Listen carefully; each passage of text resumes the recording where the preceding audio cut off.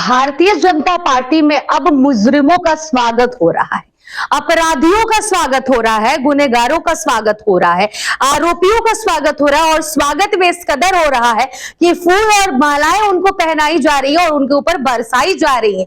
ढोल और नगाड़ों के साथ उनका वेलकम किया जा रहा है खुली जीप में। और ये एक घटना के बारे में आज हम आपको नहीं बताएंगे, बल्कि ऐसी कई घटनाएं हैं जो बीजेपी के नेता जब जुर्म कर जेल में बंद होते हैं और उसके बाद से जेल से जब बाहर आते हैं तो इस कदर भव्य स्वागत होता है मानो कि कितने बड़े अधिकारी, कितने बड़े समाज सेवक, कितने बड़े नेताजी पधार रहे हैं। कई ऐसे आरोपों से छुटकारा पाकर, ये तो बहुत नीट एंड क्लीन थे, इन्हें तो फंसाया गया था, इन सब चीजों को दर्शाते हुए उन सभी आरोपियों का स्वागत किया जा रहा है।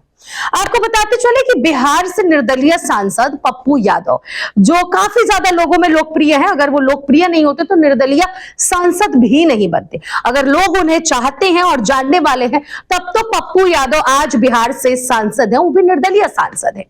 पप्पू यादव, आपको याद होगा कि बीते कुछ दिन पहले उनको ऊपर हमला हुआ था। पप्पू यादव ने साफ तौर पर कहा था कि मेरे ऊपर तो चाकू से वार करने ये 2 युवक आए हुए थे।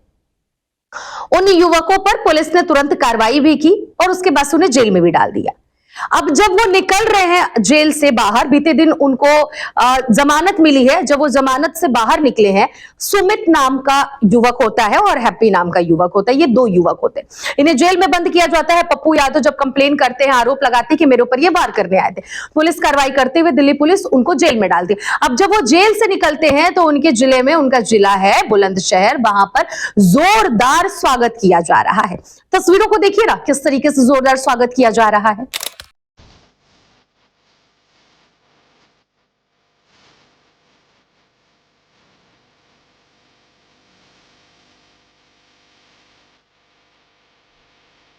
तो आपने देखा कि किस तरीके से सुमित और हैप्पी का स्वागत किया जा रहा है, कितने ज्यादा ढोल नगाड़ों के वहां पर और गानों की आवाज आ रहे हैं, माला पहनाया जा रहा है, फूल बरसाए जा रहे हैं, खुली जीप में प्रदर्शन करते हुए, लहराते हुए वो आ रहे हैं, जैसे मानो कितना अच्छा कार्य करके वो जेल से आ रहे हैं। शर्म आनी चाहिए बीजेपी के नेताओं को।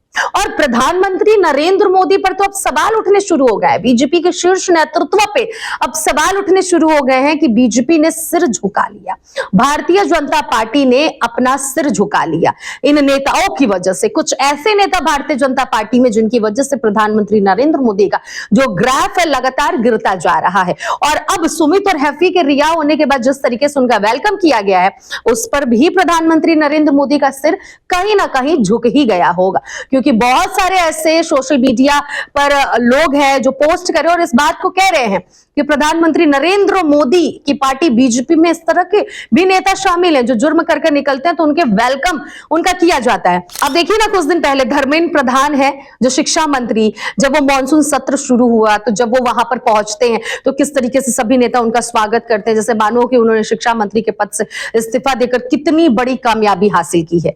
खैर, ये सब बातें तो अब अलग हो गई। अब दरअसल वो मामला बताते हैं कि किन मामलों के वजह से सुमित और साथ ही साथ उसका जो साथी होता है हैप्पी, वो क्यों जेल में जाते हैं। ये मामला तो आप जान गए हैं कि पप्पू यादव को उन्होंने हमला किया, इसके बाद से वो जेल में गए। लेकिन अब जरा वो मामला भी समझ लीजिए कब कैसे क्या हुआ। दरअसल आपको बताते चले कि जब मानसून सत्र शुरू हुआ सदन में, तो पप्पू यादव कुछ दिनों बाद एक साधु का वेशभूषा धारण करके पप्पू यादव सदन में प्रदर्शन करते हुए नजर आए। सदन के बाहर जहां पर विपक्ष के सभी नेता वहां पर शामिल थे, राहुल गांधी वहां पर जाकर चंदा दिए, प्रणाम किए, कई ऐसे नेता थे जो चंदा दिए और प्रणाम किए। ऐसा वहां पे प्रतीत कराया जा रहा था कि राम मंदिर में जो चोरी हो उसी को लेकर विपक्ष ने जोरों शोरों से आवाज उठाई।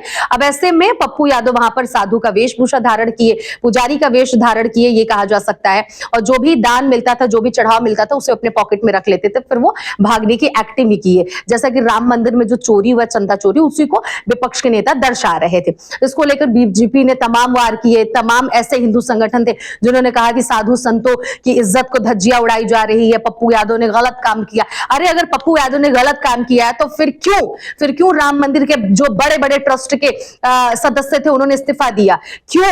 क्यों चंपत राय ने इस्तीफा दे दिया? क्यों ऐसे बहुत सारे ऐसे नेता थे, आखिरकार उन्होंने क्यों इस्तीफा दे दिया?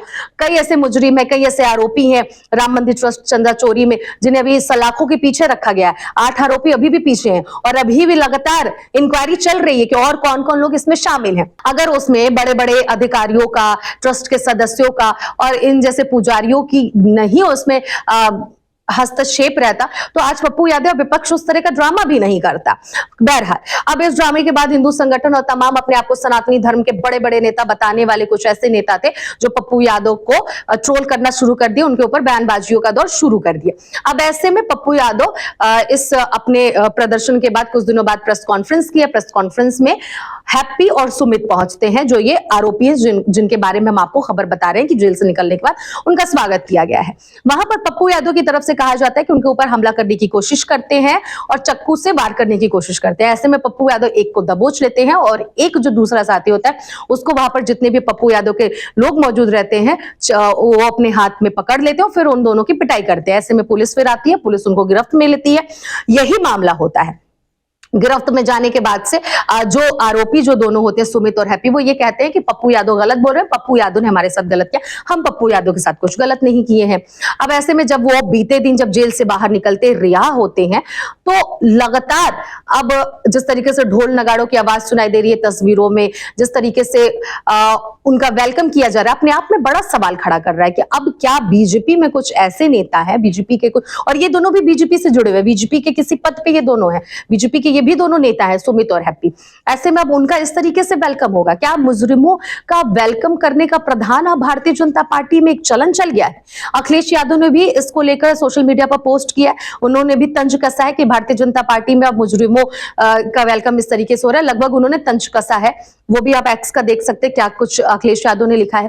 तो हर तरह से अब लोग इस पर ये सवाल खड़े कर रहे हैं कि आखिरकार भारतीय जनता पार्टी अब एक नया चलन चला रही है कि मुजरिमों को, दबंगों को, बाहुबलियों का इस तरीके से स्वागत करना क्या सही है।